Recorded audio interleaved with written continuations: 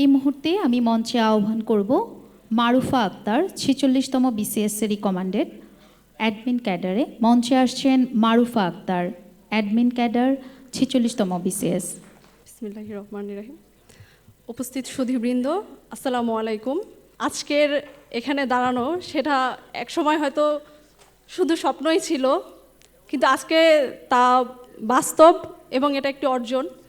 আমি কখনো এত মানুষের সামনে কখনো কথা বলিনি, আমি জানিও না আসলে কীভাবে গুছিয়ে কথা বলতে হয়। সকলের কাছে আমি আগেই ক্ষমা প্রার্থনা করছি, যদি আমার ভুল হয় সেটা ক্ষমা দৃষ্টিতে দেখার জন্য। মানুষের আসলে অনেক ধরনের স্বপ্ন থাকে, ক্যাডার হওয়া, প্রশাসন ক্যাডার। আমার স্বপ্নটা হয়তো একটু ভিন্ন ছিল। আমি যখন ছোট ছিলাম আমার তখন মনে হয়েছে যে ঢাকা বিশ্ববিদ্যালয়ে পড়ব, এটাই আমার জীবনের একমাত্র স্বপ্ন বা লক্ষ্য যেটা বলা যায় তাই ছিল।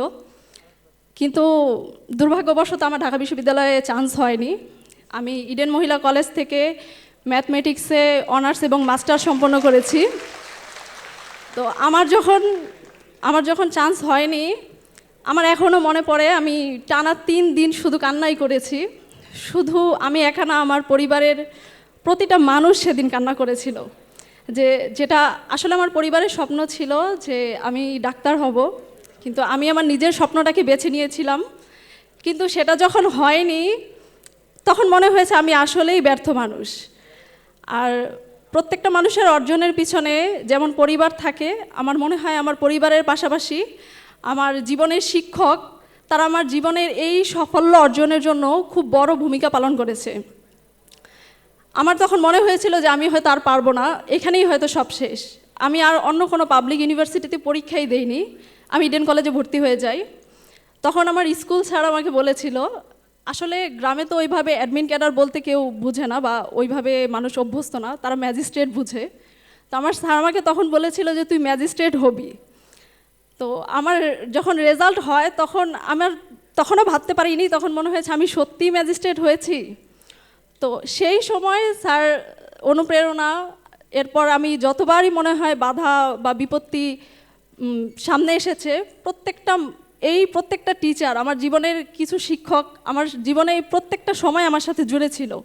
আমি যখনই বাধা সামনে ফেস করেছি তখনই আমি তাদের পেয়েছি।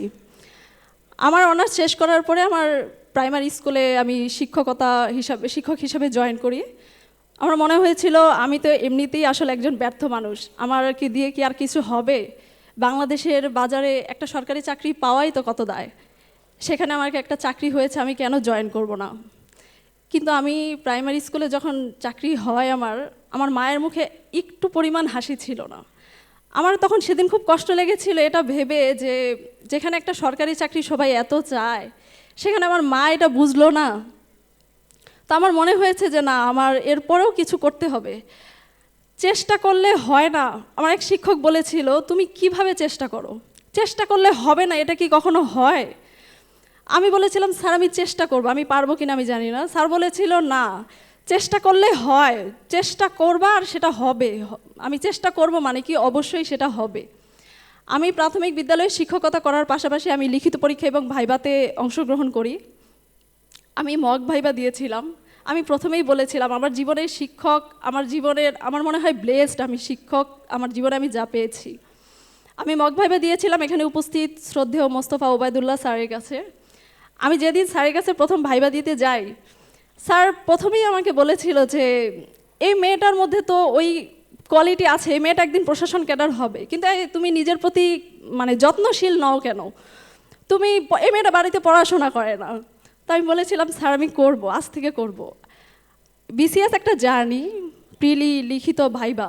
আমার মনে হয় এই জার্নিতে আমি নতুন করে লেখা শিখেছি, কথা বলা শিখেছি।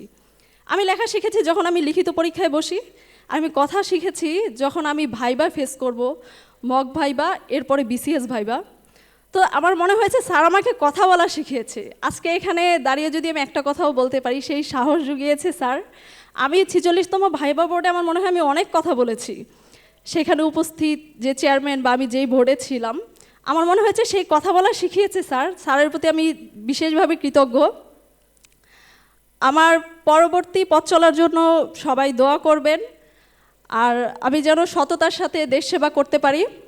আজকের এই অনুষ্ঠানের আয়োজক জেনেসিস বিসিএস কেয়ারের প্রতি আন্তরিকভাবে ধন্যবাদ জানিয়ে আমি আমার বক্তব্য শেষ করছি। অত্যন্ত ধন্যবাদ। অত্যন্ত চমৎকার করে আমাদের সামনে তার মূল্যবান বক্তব্য প্রদান করার জন্য।